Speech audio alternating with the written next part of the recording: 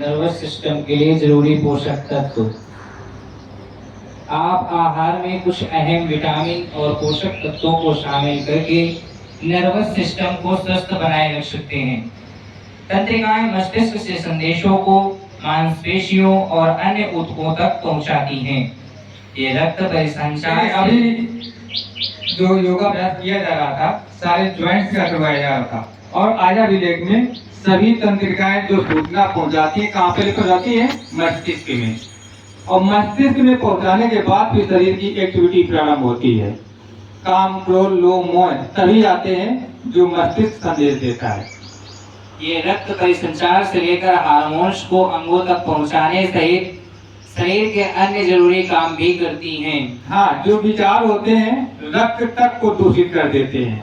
रक्त तक आपका दूषित हो जाता है केवल विचारों से। तो अच्छा भोजन होना चाहिए, अच्छी सोच होनी चाहिए, तो अपना नर्वस सिस्टम अपने आप अच्छा होने लगता है, क्योंकि शरीर स्वयं डॉक्टर है। शरीर अपना स्वयं डॉक्टर होता है। सभी विटामिन, सभी तत्व स्वयं बनाना जानता है। लेकिन हम लोग करते क्या है कि जो बाहरी प्रोडक्ट लेते हैं बाहर से भोज्य पदार्थों के माध्यम से, वो हमारे शरीर को दूषित करता है, रक्त को दूषित करता है। जब रक्त दूषित होता है तो विचार दूषित होते हैं और उसके माध्यम से मस्तिष्क में जाती है, मस्तिष्क में विचार जाते हैं तो काम कहानी गड़बड़ हो जाती है। आगे ऐसे में इनका सेहतमंद रहना बहुत जरूरी है। नर्वस सिस्टम के स्वस्थ रहने के लिए आप अपने नियमित कार्यों जैसे कि चलना, फिरना, महसूस करना, दौड़ना, याद रखने की क्षमता आदि को आसानी से कर पाने में सक्षम होते हैं। अमीनो एसिड तंत्रिका कोशिकाओं की मरम्मत और रख रखाव में मदद करता है। साथ ही तंत्रिकाओं को ऑक्सीडेटिव क्षति से बचाता है। अमीनो एसिड थायराइड हार्मोन्स के उत्पादन में भी मदद करता है। हाँ, थायराइड हार्मोन ये बहुत छोटा शब्द है और बहुत लंबी बीमारी देता है। थायराइड बढ़ना नहीं चाहिए। मेंटेन करने के लिए इसका योगाभ्यास ही एक जो उसकी भूमिका होती है कि थायराइड ना बढ़े। और थायराइड से तमाम बीमारियां होती हैं, हम लोग महसूस नहीं करते हैं, और जब बीमारी बढ़ जाती है तब इसका शरीर में प्रभाव आता है।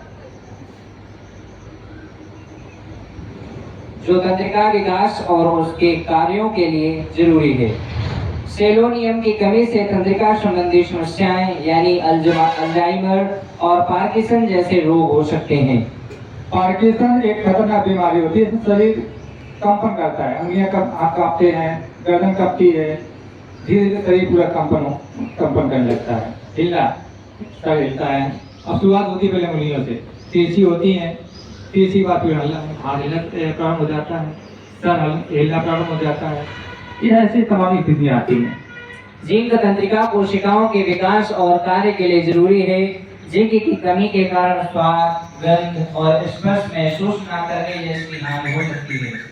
नर्वस सिस्टम को स्वस्थ रखने के लिए विटामिन डी, विटामिन B12 करते हैं।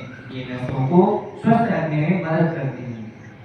ये जितने तत्व बताए गए केवल आपका लीवर अच्छा हो, इस एज में हो। कोई भारी प्रोडक्ट लेने की आवश्यकता नहीं। आपका लीवर अच्छा हो, आप शुद्ध भी खाएंगे, उस भोज्य पदार्थ से वो तो अपने आप तेजाब कर लेता है लीवर।